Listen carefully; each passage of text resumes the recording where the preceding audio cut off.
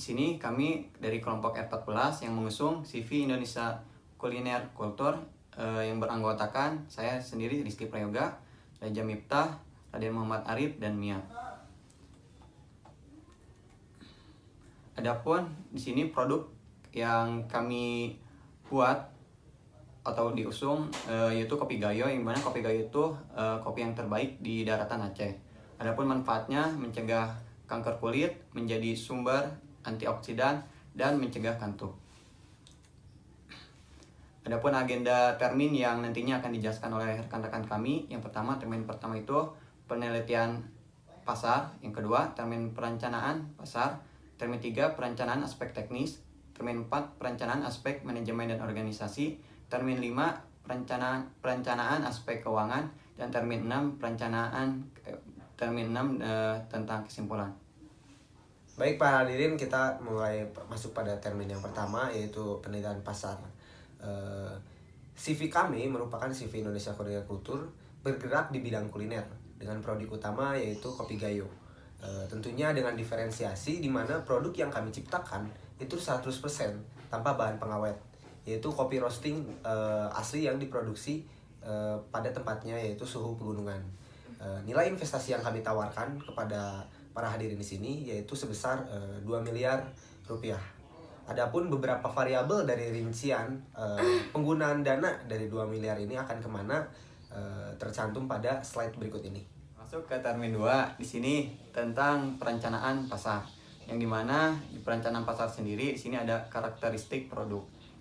Karakteristik produksi ini kita membedakan antara produk kita dengan produk pesaing. Nah, untuk selanjutnya di karakteristik konsumen.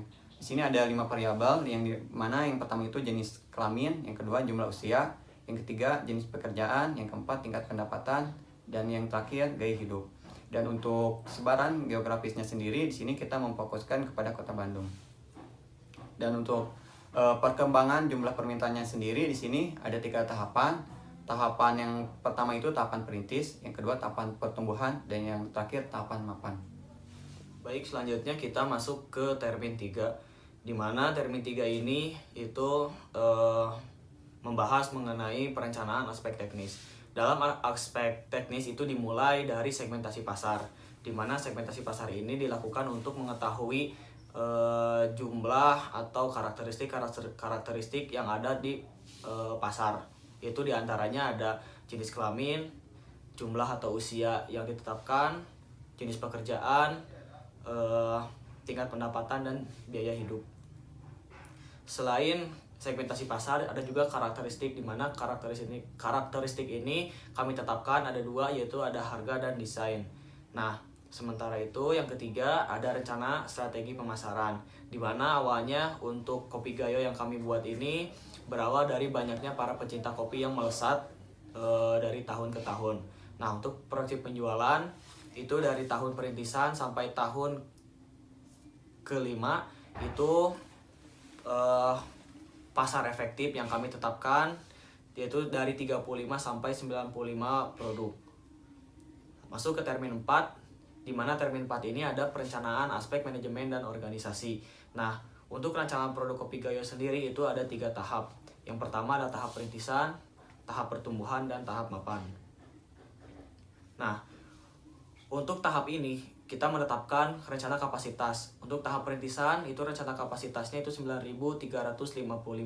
Untuk tahap pertumbuhan itu ada 11.226, dan tahap mapan sampai 37.419. Dan untuk teknologi produksinya pun sangat simpel, yaitu mulai dari biji kopi, kemasan, dan sebuah sendok. Nah, untuk jenis-jenis teknologi produksinya kita menggunakan 8 mesin yang nanti akan dipaparkan. Dan untuk lokasi pabriknya pun kita memilih lokasi Gunung Puntang karena memang di sana pertama dari suhu sangat baik, dari segi tanah sangat gembur, dan biaya tidak jauh berbeda dengan para pesaing yang lain.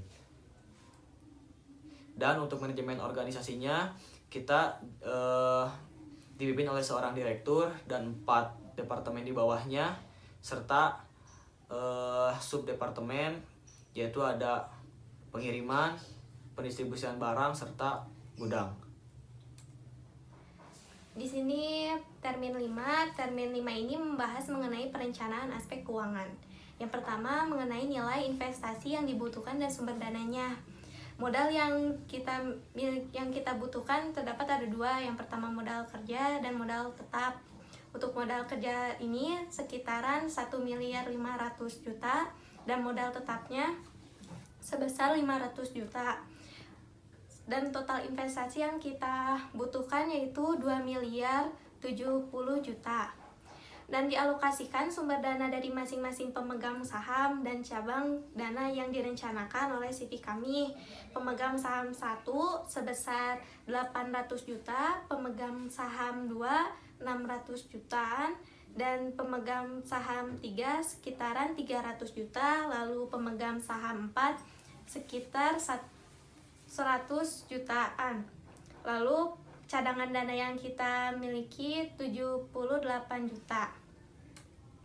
Masuk ke rencana penggunaan dan modal tetap dan modal kerja. Dalam modal tetap ini terdiri dari penelitian awal dan studi kelayakan, pengadaan lahan dan bangunan pabrik, pengadaan lahan dan bangunan kantor, serta bangunan penunjang, lalu pengadaan peralatan pabrik dan instalasinya, pengadaan peralatan kantor dan instalasinya, kendaraan, rekrutmen dan pelatihan pegawai, biaya pendirian perusahaan, biaya hak paten, dan biaya uji produksi. Total dari semua ini sekitar 1.500.000. Lalu ada modal kerja. Modal kerja ini terdiri dari 2. Yang pertama persediaan, yaitu terdiri dari uang tunai dan bahan.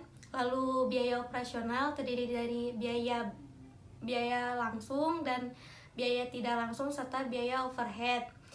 Dalam metode modal kerja ini kita lakukan selama 3 bulan dan total dari keseluruhannya sekitar 500 juta. Lalu masuk ke perakiraan laba rugi.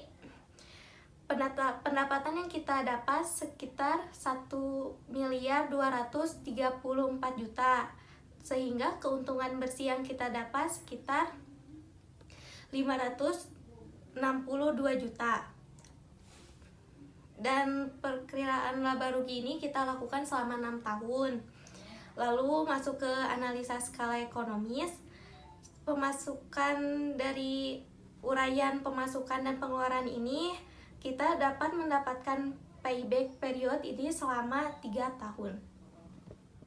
Kita masuki termin 6. Termin 6 ini kesimpulan. Jadi dari pendirian perusahaan ini kami dapat menyimpulkan bahwa berdirinya sebuah perusahaan dikarenakan kebutuhan masyarakat dan permintaan pasar yang sangat mendukung perkembangan perusahaan ini. Dari akhir presentasi ini kami ucapkan terima kasih kepada semua pihak yang telah membantu dan berpartisipasi dalam berdirinya CV Indonesia Culinarity Culture. Dan juga kami berharap agar pelaksanaan perusahaan yang kami dirikan berjalan dengan lancar dan benar. Terima kasih.